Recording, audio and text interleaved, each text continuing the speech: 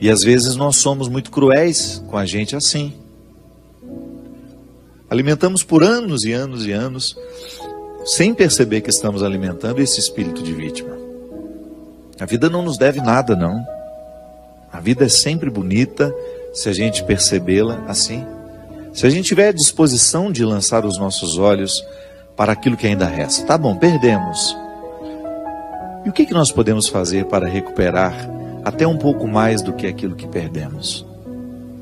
Às vezes, em algumas situações que nós achamos que foi perda, foi livramento.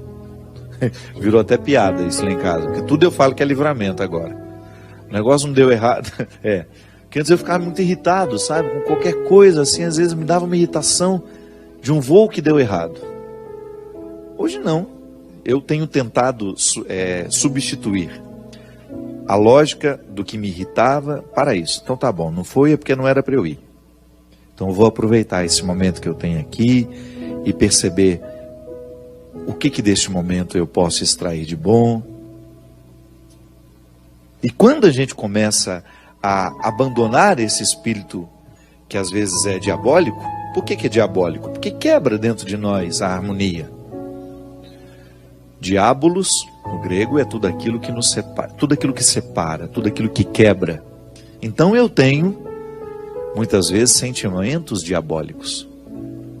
Se eu fico olhando para a minha vida e me acho um pobrezinho, que foi vítima, coitadinho de mim, essa autopiedade, isso é diabólico. É um sentimento diabólico. Eu tenho mais é que arregaçar as mangas e ir atrás do que eu posso fazer ainda. E até mesmo reconhecer a parte que me cabe naquilo que não dá certo. Porque às vezes é uma sequência de erros. Deu errado aqui, deu errado ali. E eu não tenho a coragem de começar a olhar para o jeito como eu tenho feito as coisas. Às vezes é uma desarmonia que antecede todos os outros erros. Uma harmonia com a qual muitas vezes uma desarmonia com a qual muitas vezes eu estou acostumado e já não percebo mais os efeitos dela em mim. Então, uma boa forma que a gente tem de curar o nosso comportamento, aquilo que muitas vezes é determinante em nós, o nosso jeito de ser, eu preciso curar o meu jeito de ser. É eu percebendo a beleza da vida. Sim, a vida é bonita. Livrar-me do vitimismo e ir à luta. Ir buscar a parte que me cabe. Há tanto que se viver, minha gente. Passe no hospital e você vai ver. Quando a pessoa enfrenta o limite, a doença é assim, né? Ela nos retira todos os excessos. A gente fica muito de verdade. Encontre uma pessoa que está vivendo a indigência que a doença mostra, e você vai ver um ser humano de verdade. Porque às vezes, quando nós estamos muito saudáveis, muito cheios de oportunidades, nós nos escondemos, nós fingimos. Agora, a doença não, ela arranca tudo de nós. Arranca tudo o que pode parecer um esconderijo para nós. Tudo que pode funcionar como um esconderijo. Aliás, eu fico identificando como, quando a pessoa vive o amadurecimento, como ela vai dispensando esses esconderijos ao longo da vida. E como é bom conviver com essas pessoas que já não estão mais necessitadas dos esconderijos. Quando são elas e só. A maturidade faz isso com a gente vai dispensando os esconderijos que antes eram tão fundamentais para a gente dar conta de ser quem a gente quer ser. E aí o próprio movimento do tempo vai fazendo com que fique ao nosso lado quem de fato se interessou por nós e não pelas nossas cascas. Porque o sucesso é uma casca. Às vezes a pessoa se aproxima de você porque sabe que você é uma pessoa que deu certo na sua área, então é bom aparecer ao seu lado, é bom tirar uma foto com você, é bom demonstrar aos outros que ela é sua íntima, que ela é sua amiga, mas na verdade ela não está interessada em quem você é. Ela está interessada na casca que você tem, que ajuda ela a ter uma outra casca, que possa ser interessante. Hoje nós vivemos nessa época, né? Onde nós nos demonstramos tanto, nos mostramos tanto. Todo mundo tem uma rede social onde se mostra um pouco. Isso pode virar uma neurose, porque você acaba buscando pessoas, não para encontrá-las de fato, mas para alimentar a sua necessidade de registrar e ter material para publicar depois. Então, quando nós nos encontramos e não temos necessidade de publicar o que vivemos, é porque de fato nós apreciamos o que vivemos. Não estou dizendo que é problema publicar.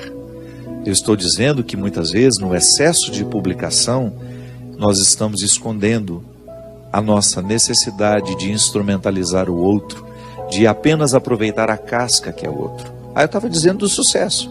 Sucesso é um exemplo. Mas o dinheiro também. Quantas pessoas se aproximam das outras por causa daquilo que elas podem oferecer materialmente a elas? O que também é uma bobagem, né? Porque pode ser a situação mais confortável do mundo. Eu, particularmente, eu não suporto se a minha alma não estiver se sentindo bem. Aquele barco é maravilhoso, nós vamos passar lá uma semana. Deus me livre de um barco maravilhoso com pessoas com as quais a gente não se identifica. Aquilo que pode parecer um paraíso, para mim é um inferno. Mas nós vamos fazer uma viagem linda, tudo de graça, tudo pago. E o que eu pago para estar lá? Emocionalmente. E tem gente que se sujeita a isso. Passar um final de semana ali ou aqui, só para aparecer, só para manter a casca, que é sua e também dos outros. E aí o oco do coração vai acontecendo naturalmente.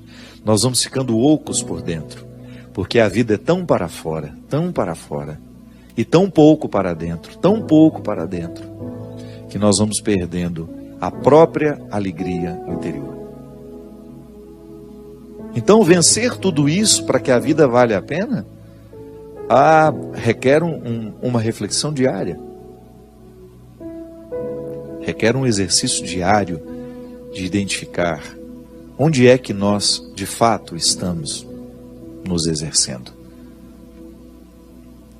Você pode pensar que isso eu estou falando é a partir de mim. Não, falo de mim também, claro. Mas eu tenho certeza que você, em instâncias diferentes, vive o mesmo conflito que eu vivo. Você também percebe o oco social, o oco antropológico bem ao seu redor. Ou então até mesmo em você. Porque essa tem sido uma característica dos nossos tempos. Nós estamos cada vez mais vazios. Nós estamos indispostos aos conteúdos. Nós estamos muito afeitos aos discursos breves. E com isso nós vamos causando um prejuízo humano. Um prejuízo humano terrível. Hoje o Alexandre Garcia refletia no Jornal da Manhã em quem votam aquelas pessoas, por exemplo, que fizeram a baderna no Espírito Santo porque não existia policiamento. Ou então, em quem votam, e essa era a reportagem de hoje, as pessoas que passam nas cancelas dos pedágios sem pagar. Votam nos mesmos safados, que nós temos vergonha deles? Em quem votam o Alexandre Garcia? Ele perguntava.